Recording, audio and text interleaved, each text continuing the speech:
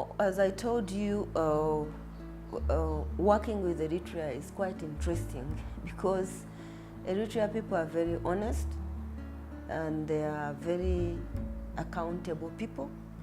I can speak firsthand from the projects that we are working, even on the ground with the local leaders. Every dollar is accounted for. You can see value for money.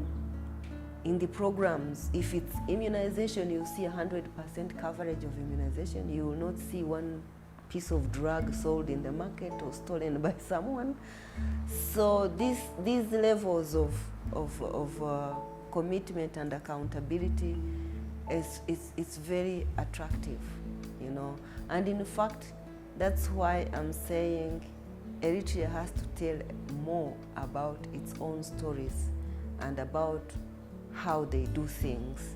And this culture of not speaking out, of not publicizing what we do, of not doing a PR, public relations or communications campaign about what we do, we have to get away from it and actively campaign about what is happening, because these are some very, very good practices. You know, when you put money to build a dam, when you go to the field, you see a dam.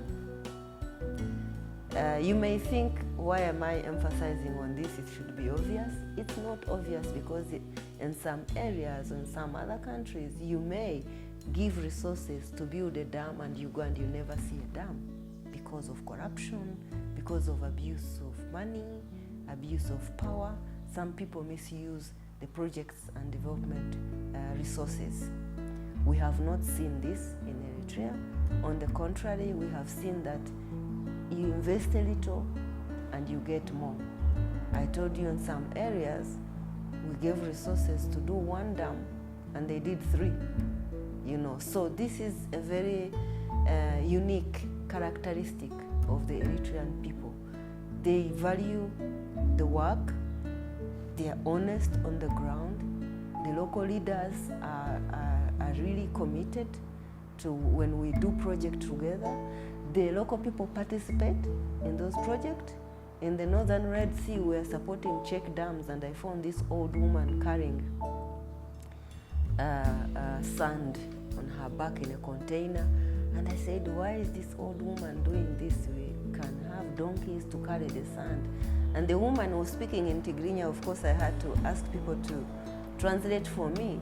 But she is saying, it is also my contribution to this project. You know, when the project is finished, this container that is carrying the sand will be carrying the water. So it is also my contribution to this project which belongs to us in the community. I was so impressed because in some other areas also they would want to wait for assistance and they don't have their own contribution of the community. But here the community owns the project, the community participates in the community and in the running of the project and in the working. So that component of value for money is something that you must guard as this country, it's like a gold mine. You know, this